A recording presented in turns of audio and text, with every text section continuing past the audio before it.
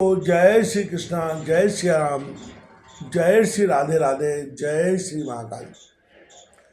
स्वयं बोले, उसके ऐसा कहने पर बलदायक परमेश्वर देवादिदेव श्री ऋषिकेश ने प्रणाम के लिए झुकी हुई बाला को उठाकर कहा। भगवान बोले,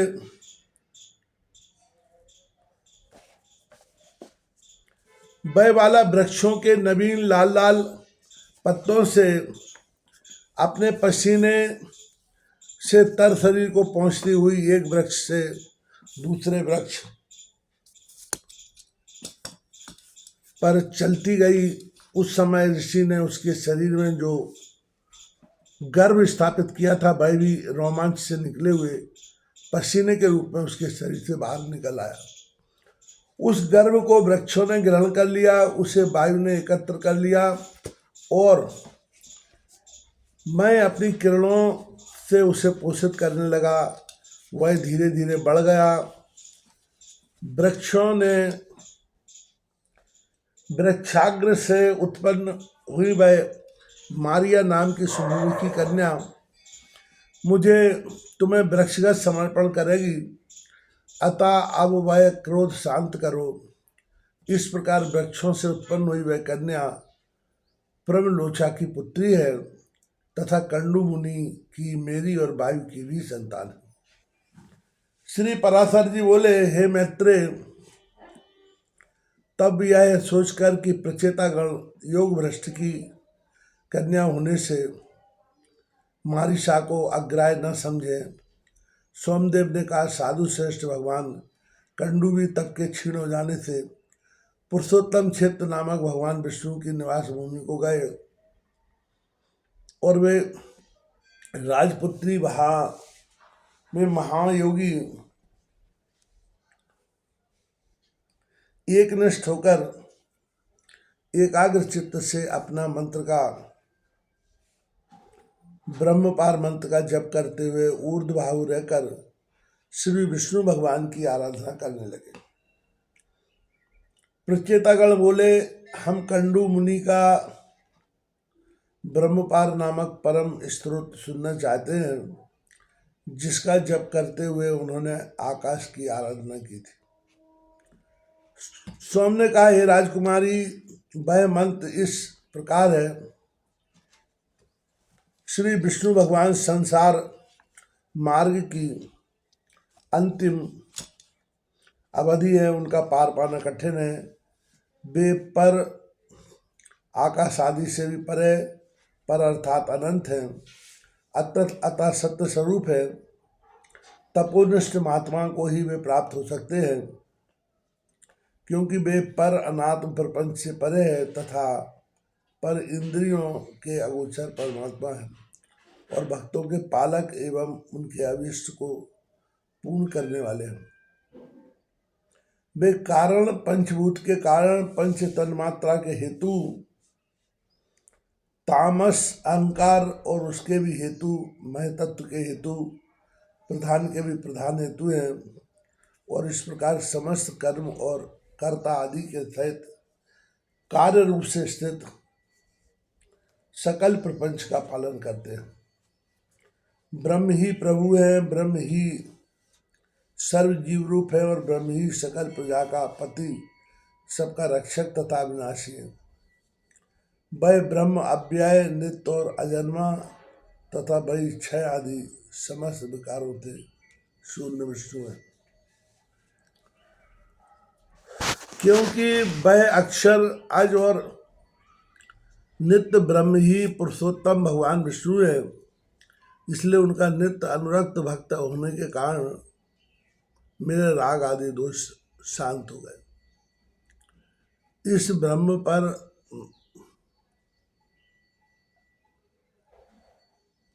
ब्रह्मपार नामक परम स्त्रोत का जप करते हुए श्री केशव जी की आराधना करने से उन मुनीश्वर ने धर्म सिद्धि प्राप्त की। जो पुरुष इस सत्य को नित्य प्रति पढ़ता है, सुनता है, वह काम आदि सकल दोषों से मुक्त होकर अपना मनोवांछित फल प्राप्त करता है। अब मैं तुम्हें यह बताता हूँ कि यह मारिशा पूर्व जन्म में कौन थी, और यह बता देने से तुम्हारे कार्य का गौरव सफल होगा, अर्थात तुम प्रज्ञा बुद्धि रूप फल प्राप्त कर सकोगे। यह साध्वी अपने पूर्व जन्म में एक महारानी थी। पुत्रहीन अवस्था में ही पति के मर जाने पर इस महाभाग ने अपने भक्ति भाव से विष्णु भगवान को संतुष्ट किया। इसकी आराधना से प्रसन्न हो विष्णु भगवान ने प्रकट होकर हे तुम्हें वर मांग। तब इसने अपनी मनोभिलाषा इस प्रकार कह सुनाई। भगवान, बाल विधवा होने के कारण मेरा जन्म व्यर्थ ही हुआ है। हे जगतपते, मैं ऐसी अभागिन हूँ कि फलहीन पुत्रहीन ही उत्पन्न हुई। अतः आपकी कृपा से जन्म जन्म में मेरे बड़े प्रशंसनीय पतियों और प्रजापति ब्रह्मा जी के समान पुत्र, और हे अनिक्षण आपके प्रमाण से भी मैं कुलशील अवस्था, सत्य, दाक्षिण्य, कार्य कुशलता, शीघ्रकारिता, अभिसंवादिता, उल्टा न कहना, सत्य, वृद्ध सेवा और कृतज्ञता आदि गुणों से तथा सुंदर रूप संपत्ति से युग संपन्न और सबको प्रिय लगने वाली अयोनिजा माता के गर्भ से जन्म लिए बिना ही उत्पन्न हुई हूँ। स्वयं बोले, उसके ऐसा कहने पर वरदायक परमेश्वर देवादिदेव श्री ऋषिकेश ने प्रमाण के लिए झुकी हुई उस बाला को उठा करके कहा।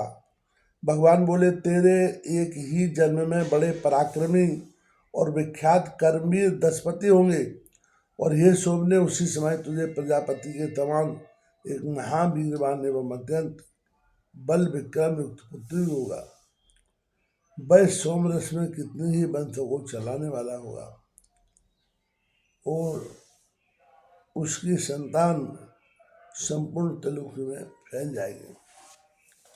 आगे कथा आती है, ऐसा आशीर्वाद उस कन्या को प्राप्त हुआ।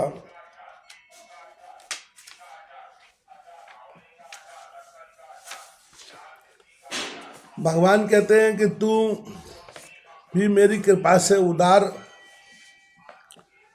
रूप, गुण संपन्न, सुशीला और मनुष्यों के चित्त को प्रसन्न करने वाली अयोनिजा ही उत्पन्न होगी। हे राजपुत्र, उस विशालाक्षी ने ऐसा कहकर भगवान अंतर्धान हो गए, और वह मारिशा के रूप से उत्पन्न हुई तुम्हारी पत्नी है।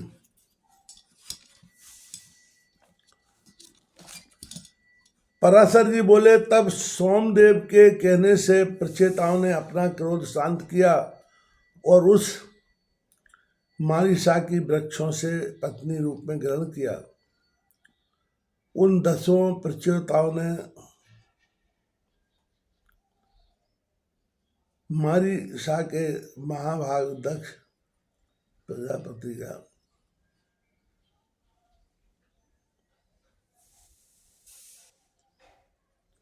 जन्म हुआ, जो पहले ब्रह्मा जी से उत्पन्न हुए थे। हे महामते, उन महाभाग दक्ष ने ब्रह्मा जी की आज्ञा पालते हुए सर्व रचना के लिए उद्यत होकर उनकी अपनी सृष्टि बढ़ाने और संतान उत्पन्न करने के लिए नीच ऊंच तथा दुपद चतुष्पद आदि नाना प्रकार के जीवों को पुत्र रूप में उत्पन्न किया। प्रजापति दक्ष ने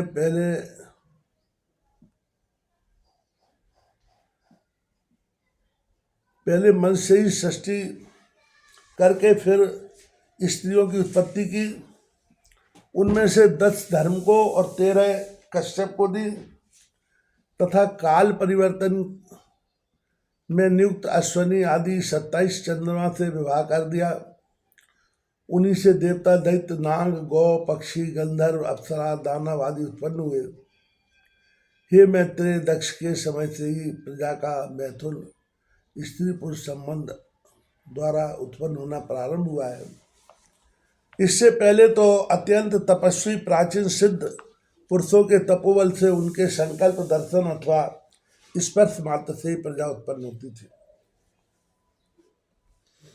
मैत्रेय जी कहते हैं, हे महामुने, मैंने तो सुना था कि दक्ष का जन्म ब्रह्मा जी के दाएं अंगूठे से हुआ था। फिर वे प्रचेताओं में के पुत्र किस प्रकार हुए?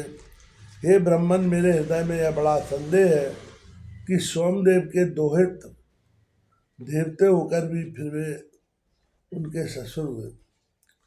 श्री पराशर जी बोले, हे मैत्रेय, प्राणियों के उत्पत्ति और नाश प्रभाव रूप से निरंतर हुआ करते हैं। इस विषय में ऋषियों तथा अन्य दिव्यदृष्टि पुरुषों को कोई मोह नहीं होता। हे मुनि श्रेष्ठ, ये दक्षादि युग में होते हैं और फिर लीन हो जाते हैं। इसमें विद्वान किसी प्रकार का संदेह नहीं करते। द्विजोत्तम, इनमें पहले किसी प्रकार की ज्येष्ठता अथवा कनिष्ठता भी नहीं थी। उस समय तप और प्रभाव ही उनकी ज्येष्ठता का कारण होता था। श्री मैत्रेय जी बोले, हे ब्रह्मन, आप मुझसे देव, दानव, गंधर्व, सर्प और राक्षसों की उत्पत्ति विस्तार पूर्वक कहिए। पराशर जी बोले, हे महामुनि, स्वयंभू भगवान ब्रह्मा जी की ऐसी आज्ञा होने पर भी तुम प्रजा उत्पन्न करो। दक्ष ने पूर्व काल में जिस प्रकार प्राणियों की रचना की थी वह सुनो। उस समय पहले तो दक्ष ने ऋषि, गंधर्व, असुर और सर्प आदि मानसिक प्राणियों को ही उत्पन्न किया। इस प्रकार रचना करते हुए जब उनकी वह प्रजा और भी बढ़ी तो उन प्रजापति ने षष्ठी की वृद्धि के लिए मन में विचार कर मैथुन धर्म से नाना प्रकार की प्रजा उत्पन्न करने की इच्छा से बीरण प्रजापति की अति तपस्विनी और लोकधारणी पुत्री अशक्नी से विवाह किया। तदनंतर वीरवान प्रजापति दक्ष ने स्वर्ग की वृद्धि के लिए बीरण सुता अश्विनी से 5 सहस्त्र पुत्र उत्पन्न किए। उन्हें प्रजा वृद्धि के इच्छुक देख प्रियवादी देवर्षि नारद ने उनके निकट जाकर इस प्रकार कहा, हे महापराक्रमी हर्यश्वगण, आप लोगों की ऐसी निष्ठा प्रतीत होती है कि आप प्रजा उत्पन्न करेंगे। सो मेरा यह कथन सुनो। खेद की बात है कि तुम लोग अभी निरे अनभिज्ञ हो, क्योंकि तुम इस पृथ्वी का मध्य, ऊर्ध्व, ऊपरी भाग और अध, नीचे का भाग कुछ भी नहीं जानते। फिर प्रजा की रचना किस प्रकार करोगे? देखो, तुम्हारी गति इस ब्रह्मांड में ऊपर नीचे और इधर उधर सब और अप्रतीत है, बेरोक टोक है। अतः हे अज्ञानियों, तुम सब मिलाकर इस पृथ्वी का अंत क्यों नहीं देखते? नारद जी के ये वचन सुनकर वे सब भिन्न भिन्न दिशाओं को चले गए और समुद्र में जाकर जिस प्रकार नदियां नहीं लौटती उसी प्रकार वे आज तक नहीं लौटे। हर्यश्वों के इस प्रकार चले जाने पर प्रचेताओं के पुत्र दक्ष ने बैरनी से एक सहस्त्र पुत्र उत्पन्न किए। वे सब लाशुगण भी प्रजा बढ़ाने के इच्छुक थे, किंतु हे ब्रह्मन, उनसे नारद जी ने ही पूर्वोक्त बातें कह दी।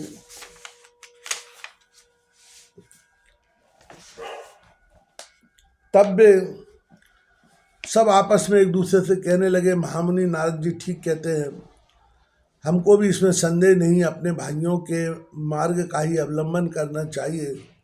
हम भी पृथ्वी का परिमाण जानकर ही सृष्टि करेंगे। इस प्रकार वे भी उसी मार्ग से समस्त दिशाओं को चले गए और समुद्रगत नदियों के समान आज तक नहीं लौटे।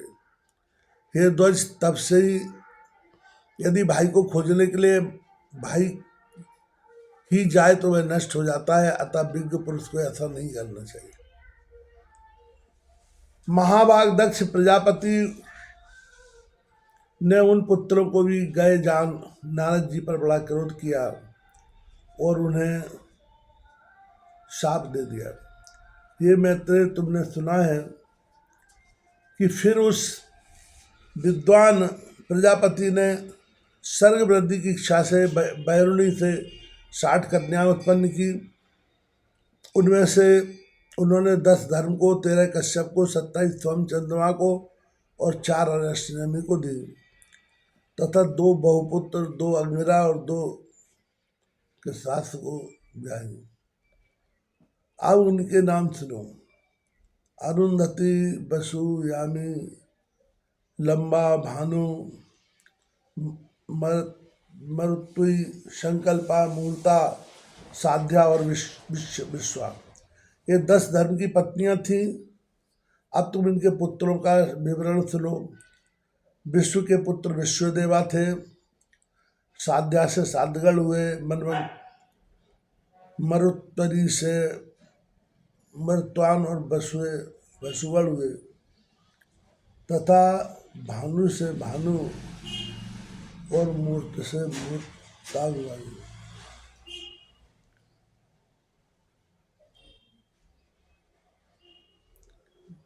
देवगण हुए।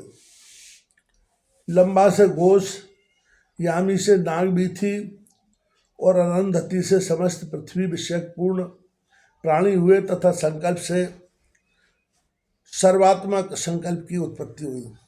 नाना प्रकार का पशु तेज अथवा धनी हो ही जिनका प्राण है, ऐसे ज्योति आदि जो 8 वसुगण विख्यात है। अब मैं उनके वंश का विस्तार बताता हूँ। उनके नाम आप ध्रुव, सोम, धर्म, अनिल, वायु, अनिल, अग्नि, प्रत्युष और प्रभा से कहे जाते हैं। आपके पुत्र वैतरण्य, सम, शांत और ध्वनि हुए तथा ध्रुव के पुत्र लोक संहारक भगवान काल हुए। भगवान वर्षा सोम के पुत्र थे, जिनसे पुरुष तेजस्वी हो जाता है और धर्म के प्रति उनकी भार्या मनोहर रूप में दृढ़ हुए एवं हव्य, वय तथा त्रिवीर प्राण और बड़ो नामक पुत्र हुए। अनिल की पत्नी शिवा थी, उससे अनिल के मनोजव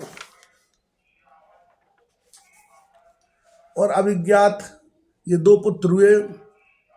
अग्नि के पुत्र कुमार सरस्तम सरकंडे से उत्पन्न हुए थे। ये कृतिकाओं के पुत्र होने से कार्तिकेय कहलाए।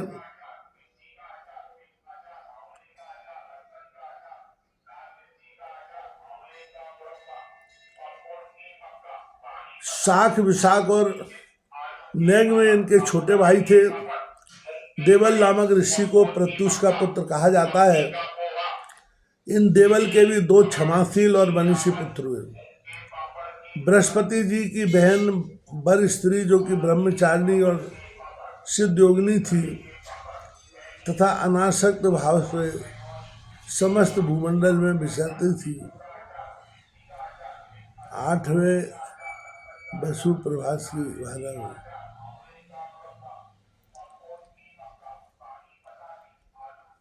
उससे शास्त्रों, शिल्पों, कारीगरों के कर्ता और देवताओं के शिल्पी महाभाग प्रजापति विश्वकर्मा का जन्म हुआ, जो समस्त शिल्पकारों में श्रेष्ठ और सब प्रकार के आभूषण बनाते हुए तथा जिन्होंने देवताओं के संपूर्ण विमानों की रचना की और जिन महात्मा की आविष्कृता शिल्प विद्या के आश्रय से बहुत से मनुष्य जीवन निर्वाह करते हैं, उन विश्वकर्मा के 4 पुत्र थे। उनके नाम सुनो। वे अजयपाद, अहिर्बुध्न, त्वष्टा और परम पुरुषार्थी रुद्र थे। उनमें से त्वष्टा के पुत्र महातपस्वी विश्वरूप, हे महामुने, हर बहुरूप, त्र्यंबक, अपराजित, वृषा कवि, शंभु, कपर्दी, रैवत, मृगव्याघ, सर्व और कपाली ये त्रिलोकी के अधीश्वर 11 रुद्र कहे गए। ऐसे सैकड़ों तेजस्वी 11 बार रुद्र प्रसिद्ध है। जो दक्ष कन्याएं कश्यप जी की स्त्रियां हुई उनके नाम सुनो। वे अदिति, दिति, दनु, अरिष्टा, सुरसा, खसा, सुरभि, विनिता, ताम्रा, क्रोधवसा, इरा, कद्रु और मुनि थी।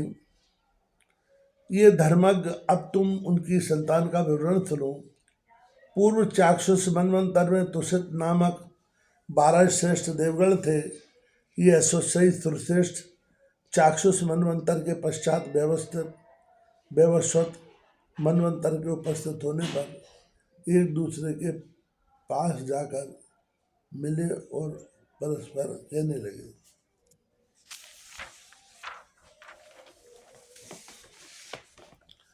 हे देवगण, आओ हम लोग शीघ्र ही अदिति के घर में प्रवेश कर इस वैवस्वत मनवंतर में जन्म लें, इसी में हमारा हित है। इस प्रकार चाक्षुष मनवंतर में निश्चय कर उन सब ने मरीच पुत्र कश्यप जी के यहाँ दक्ष करने अदिति के घर में जन्म ली। वे अति तेजस्वी, उससे उत्पन्न होकर विष्णु, इंद्र, आर्यमा, धाता, त्वष्टा, पूषा, विवस्वान, सविता, मैत्र, वरुण, अंशु और भग नामक 12 आदर्श कहलाए। इस प्रकार पहले चाक्षुष मनवंतर में जो तुषित नामक देवगण थे वे ही वैवस्वत मनवंतर में 12 साधित हुए। सोम की जिन 27 सुव्रता पत्नियों के विषय में पहले कह चुके हैं, वे सब नक्षत्र योगिनी हैं और उन नामों से ही विख्यात है। उन अति तेजस्विनी से अनेक प्रतिभाशाली पुत्र उत्पन्न हुए। अरिष्टनेमि की पत्नी के 16 पुत्र हुए। बुद्धिमान बहुपुत्र की भार्या कपिला अति लोहिता, पीता और असिता नामक 4 प्रकार की विद्युत कही गई हैं। ब्रह्मर्षियों ने सत्कृत ऋचाओं के अभिमानी देव श्रेष्ठ पृथ्वीग्रह से उत्पन्न हुए तथा शास्त्रों में अभिमानी से देव प्रहर नामक देवगण देवी के शास्त्र की संतानें कहे जाते हैं। हे तात 8 वसु, 11 रुद्र, 12 आदित्य, प्रजापति और वषटकार, ये 33 वेदोक्त देवता अपनी इच्छानुसार जन्म लेने वाले हैं। कहते हैं कि इस लोक में इनकी उत्पत्ति और निरोध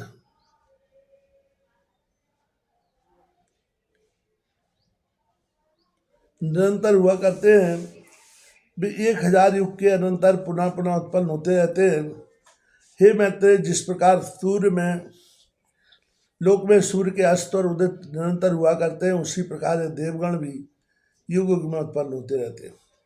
हमने सुना है कि दिति के कश्यप जी के वीर से परम दुर्जय हिरण्यकश्यप और हिरण्याक्ष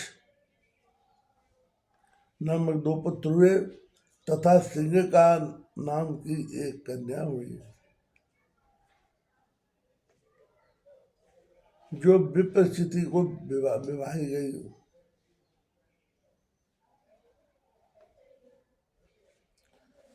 हिरण्यकश्यपु अति तेजस्वी और महापराक्रमी, अनुहाद, हराद, बुद्धिमान प्रहलाद और संहाद नामक 4 पुत्र हुए जो दैत्य वंश को बढ़ाने वाले थे। हे महाभाग, उनमें प्रहलाद जी सर्वत्र समदर्शी और जितेंद्रिय थे, जिन्होंने श्री विष्णु भगवान की परम भक्ति का वर्णन किया, जिनको दैत्य राज द्वारा दीप्ति किए हुए अग्नि से उनके सर्वांग में व्याप्त होकर भी हृदय में वासुदेव भगवान के स्थित रहने से नहीं जला पाया, जिन महाबुद्धिमान के पाशबद्ध होकर समुद्र के जल में पड़े पड़े इधर उधर हिलने डुलने से सारी पृथ्वियाँ हिलने लगी थी, जिनका पर्वत के समान कठोर शरीर सर्वत्र भगवत चिंतन रहने के कारण दैत्यराज के चलाए हुए अस्त्र शस्त्रों से भी छिन्न भिन्न नहीं हुआ। दैत्यराज द्वारा प्रेरित विद्याग्नि नृत्य से